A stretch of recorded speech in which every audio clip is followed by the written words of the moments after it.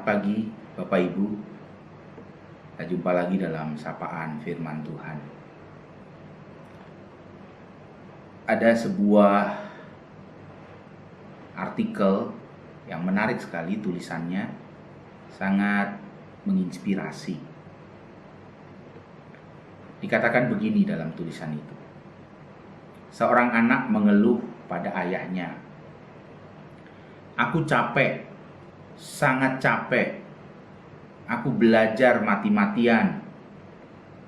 Sedang temanku dengan enaknya menyontek. Aku nyontek saja. Aku capek karena aku harus terus membantu ibu, sedang temanku punya pembantu. Aku capek karena aku harus menabung, sedang temanku bisa terus jajan tanpa harus menabung. Aku capek karena harus menjaga lidahku dan mulutku, sedang temanku enak saja berbicara sampai aku sakit hati. Aku capek ayah, aku capek menahan diri. Mereka terlihat senang. Aku ingin bersikap seperti mereka." Sang anak mulai menangis. Sang ayah dengan tersenyum mengelus kepala anaknya. "Anakku, ayo ikut ayah." Mereka menyusuri jalan yang jelek, banyak duri, serangga, lumpur, dan ilalang. "Ayah, mau kemana kita?" kata anak itu. "Aku tidak suka jalan ini. Jalan ini kotor. Jalan ini membuat sepatuku rusak. Kakiku luka karena tertusuk duri. Badanku dikelilingi serangga. Jalan pun susah karena banyak ilalang.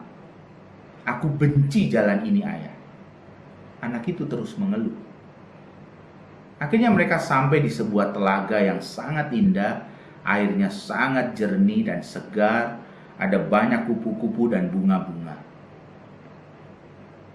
serta pepohonan yang sangat rindang. "Wah, tempat apa ini, ayah? Aku suka tempat ini." "Kemarilah anakku," kata ayahnya. "Duduk dekat ayah." "Anakku, tahukah kau mengapa di sini begitu sepi, padahal tempat ini amat indah?"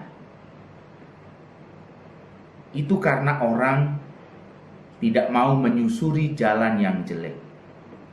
Padahal mereka tahu ada telaga di sini yang sangat indah. Mereka hanya kurang sabar dalam menyusuri jalan itu." "Anakku, butuh kesabaran dalam belajar. Butuh kesabaran dalam bersikap baik. Butuh kesabaran dalam kejujuran. Butuh kesabaran dalam setiap kebaikan, agar kita mendapat kemenangan.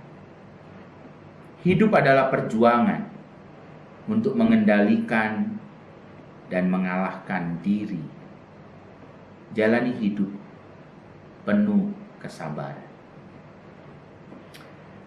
Cerita seperti ini menjadi cerita yang sangat menguatkan kita.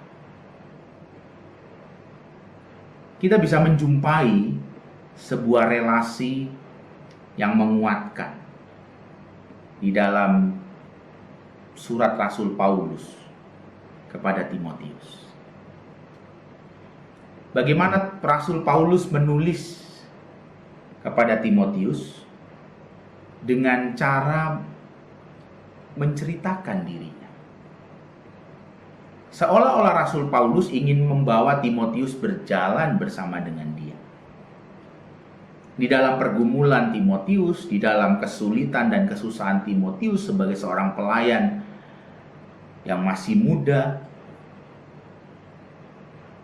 Rasul Paulus menulis suratnya seolah-olah Paulus mendampingi perjalanan Timotius.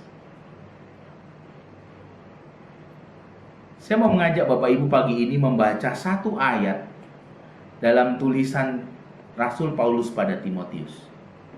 Surat Rasul Paulus terakhir, 2 Timotius 2 ayat 1.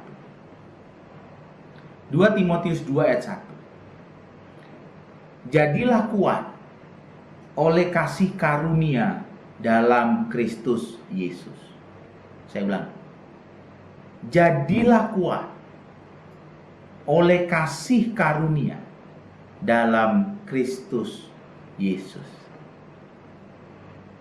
Rasul Paulus mengatakan kepada Timotius, jadilah kuat. Artinya, Timotius sudah tidak kuat. Timotius sudah merasa tidak mampu.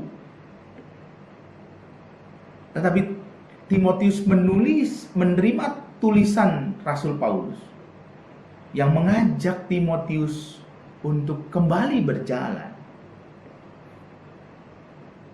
Bahkan ketika dia tidak kuat lagi.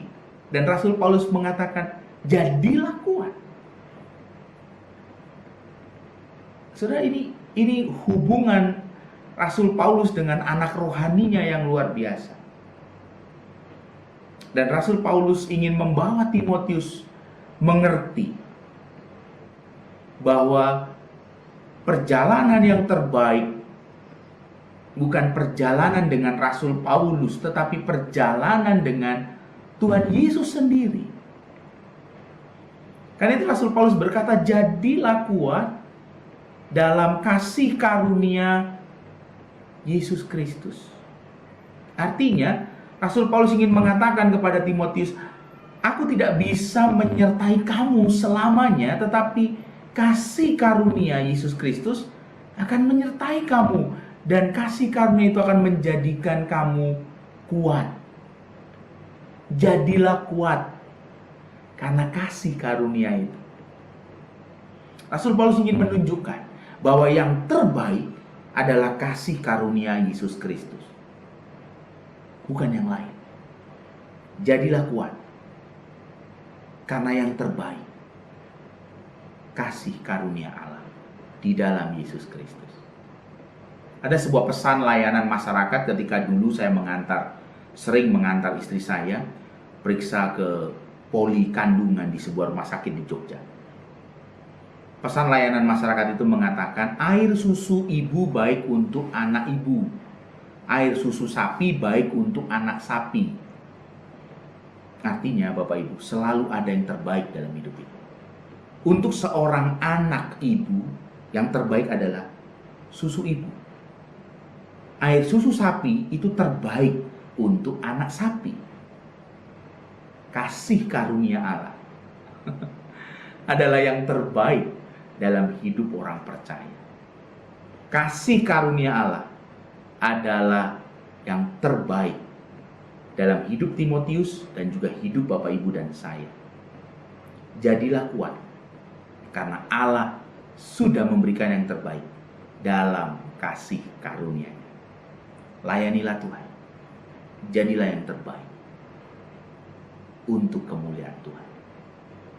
Di tengah-tengah keluargamu, di tengah-tengah gereja, di tengah-tengah masyarakat, jadilah kuat oleh kasih karunia Allah dalam Yesus Kristus. Amin.